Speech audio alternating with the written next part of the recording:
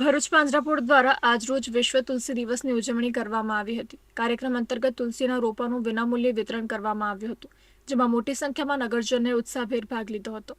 આ કાર્યક્રમમાં ગ્રીન ભરૂચના નિકુંજ ભટ્ટ તેમજ ચંપક મિસ્ત્રીની ઉપસ્થિતિમાં તુલસી વિતરણ કરવામાં આવ્યું હતું। આ પ્રસંગે ચંપક મિસ્ત્રી દ્વારા વંદે માતરમનું સંપૂર્ણ પઠન કરવામાં આવ્યું હતું, તેમજ શ્રીમદ ભગવદ્ ગીતાના 12મા અને 15મા અધ્યાયનું પાઠ વાંચન પણ કરવામાં આવ્યું હતું। આ અવસરે સિદ્ધનાથનગર સોસાયટીમાંથી રોટલી એકત્ર કરી ગૌમાતાને પહોંચાડનાર ભૂદેવોનું સન્માન કરી ગૌ સેવા અને માનવ સેવાના કાર્યને બિરદાવવામાં આવ્યું હતું। કાર્યક્રમમાં ભરૂચ નગરપાલિકાના સભ્ય પ્રવીણ પટેલ, પ્રદેશ ભાજપ બક્ષીપંચ મોરચાના કોષાધ્યક્ષ અનિલ રાણા તેમજ રાજેશ ચૌહાણ સહિતના મહાનુભાવોએ હાજરી આપી હતી। પછી વંદે માતરમને 150 વર્ષ પૂર્ણ થતા શ્રી ચંપકભાઈ મિસ્ત્રીએ સંગીતમય રીતે કંઠસ્થ વંદે માતરમનું ગાન કર્યું હતું।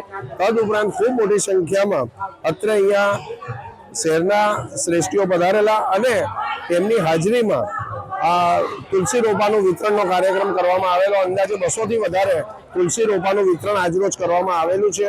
હજુ પણ જેને તુલસીના રોપા જોઈતા હોય તો અહીંયા દિવસ દરમિયાન અહીંયા તુલસી રોપા માટે આવશે તો એમને તુલસી રોપાનું વિતરણ વિનામૂલ્યે કરવામાં આવે છે અને આ કાર્યક્રમ છેલ્લા 5 વર્ષથી સતત કરવામાં આવે છે અને વર્ષો વર્ષ કરવામાં આવતો રહેશે।